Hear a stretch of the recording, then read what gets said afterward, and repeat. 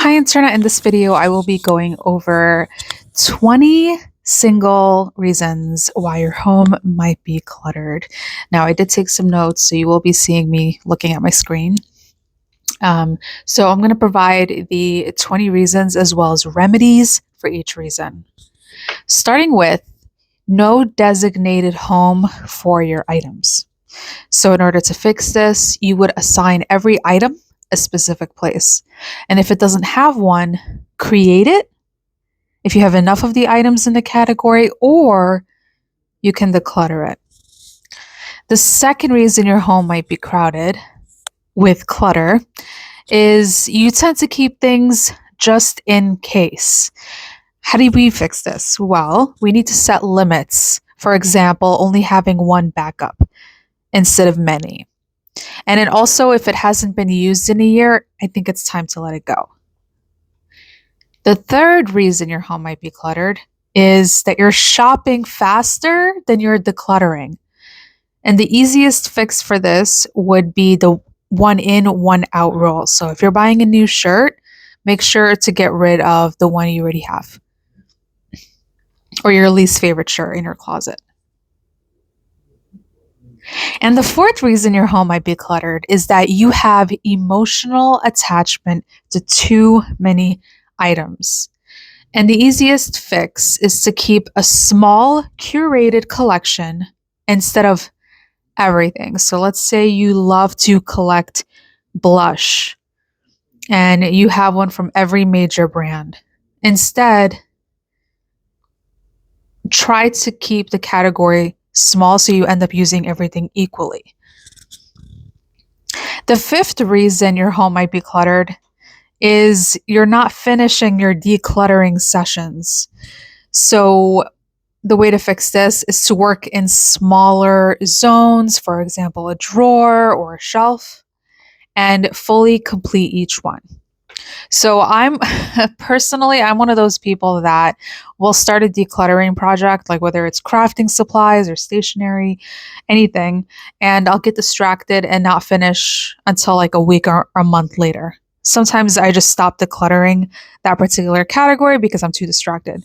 So you want to be focused and give yourself one space to work on at a time. The sixth reason your home might be cluttered is a lack of storage symptoms. So use what you already have. Use bins, dividers, labels, anything that you already have. Don't go out looking for storage solutions. Instead, declutter first, then organize using what you have. But using labels especially makes organizing visible and easy. And this will eliminate clutter. The seventh reason your home might be cluttered is decision fatigue. So it's kind of hard to declutter a space when there's too many decisions to make. Like, for example, going back to that blush example, it would be hard to curate a small collection of blushes if you have so many to choose from, right? Like, it's hard to choose your favorite sometimes. And the way you fix this is declutter when you have energy and set a timer anywhere between 15 to 30 minutes at a time. Decision fatigue is a real thing. It is exhausting making decisions. I typically do my cleaning or decluttering in the mornings. The eighth reason your home might be decluttered is that you let things pile up every day.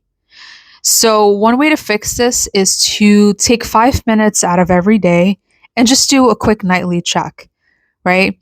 If your winter coat is still on your office chair, for example, put it back up in the closet or coat rack or whatever you have at the front door, whatever. Your, let's say, medication or prescription pills, whatever. You have a bottle in every room. Consolidate and put in the medicine cabinet. So just take 5 minutes out of every day. Sometimes people like to do this at night. I do this routinely throughout the day. I try to keep things tidy. I try to put things in their place. And the ninth reason your home might be cluttered is that you like to keep duplicates, right? Going back to the blush example, you have so many blushes that are slightly different colors from totally different brands, what you want to do is keep the best version of what you have and donate the rest or discard the rest, right? So if I'm a huge blush collector, I would probably let go of the low brand ones and keep the higher end ones. And the 10th reason your home might be super cluttered is you're holding on to fantasy self items. Sometimes we shop for the person we want to become. Like let's say, I don't know, during the Winter Olympics, you saw, I don't know, someone doing, let's say you saw somebody ice skating on TV and you were really impressed. It looks really beautiful. So you go out before even taking an ice skating lesson, you go out and buy ice skates, right? So that's fantasy self. And imagine doing that every now and then whenever you feel inspired, just buying things that you can, like, you just fantasize about it, but you don't really want to do it. So the easiest way to fix this is ask yourself, do I use this in my real life right now? And I highly recommend looking into fantasy self if you're the kind of person that buys things for the person that you want to be. Like, I understand that it's good to learn new things, it's good to try new things, get out of our comfort zone.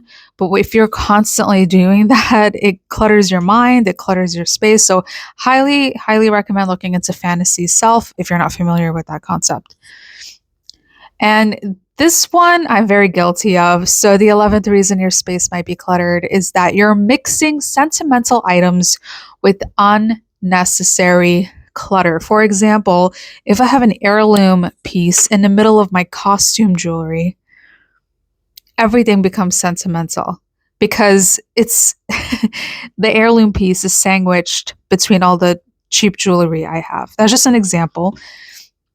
The easiest way to fix this is to separate them.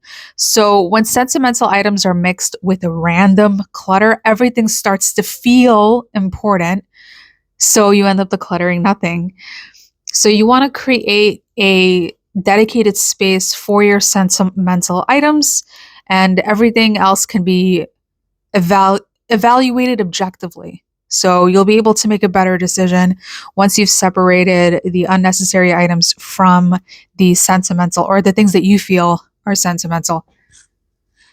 Okay. The 12th reason is that you do not have a routine for maintenance. For a lot of people, it's a Sunday reset by the end of the week.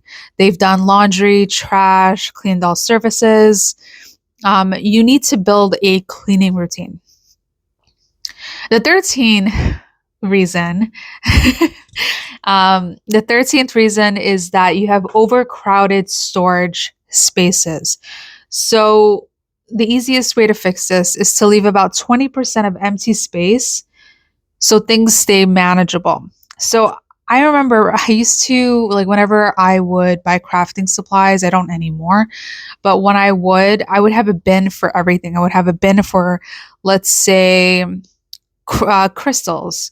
I would have a box for fabric design, and I made sure not to pass 50% of that box because I knew once I would have decision fatigue. So yeah, so make sure your storage spaces have some space in case something enters your life. At least you have a place to store it. And then the 14th reason would be avoiding decisions. I'll just deal with it later, that kind of mentality. So the easiest fix to this is to use 3 options, right? So you want to keep, donate, or trash, and decide immediately. The 15th reason is paper clutter, like mail or notes. The easiest fix for this would be to open your mail daily and digitize or toss quickly. So a lot of people have paper clutter, which is really funny because so much of life has been digitized, and since the year 2000. So it's kind of funny that people still have paper clutter even today. The 16th reason your home might be cluttered is that you have too many small items like cosmetics, stationery, etc. the easiest way to fix this is to use category limits. For example, one drawer only. This is a very, very common thing that people who try to keep their collections under control, like it makes it easier for them. So, for example, in my closet, I can't put more. It's a small closet and I can't put more than what's already in there, right? So it's like I'm limiting my stuff to that specific size of the closet. And then for, going back to that blush example, maybe having like a Ziploc bag and saying, okay, everything has to fit in a Ziploc bag. The 17th reason is not seeing what you own, right? And the easiest way to fix this is to make things visible, like using clear bins and vertical storage. Try not to stuff things into, opaque or, like trash bags, things like that, because then you won't be able to see what you have. And that will prevent you from buying a duplicate, right? Sometimes we run into this at home with consumables like tape. We don't realize that we already have tape at home, but because we don't see that tape every day because it's stuffed away in some kind of stationery box, we end up buying more and more tapes. And this has happened many times. And I'm referring to packing tape, which is kind of funny. And then the 18th reason is that clutter is tied to habits. So you want to track your usage and keep only what you actively use. The 19th reason is a lack of boundaries with other people's stuff. So you want to set clear personal zones and shared rules. Like, for example, I don't feel comfortable with someone coming into my office and putting their things in here. I don't feel comfortable with that. I like my space. I like my space the way it is, and I do not want clutter in this room. Now, my partner has his own office, and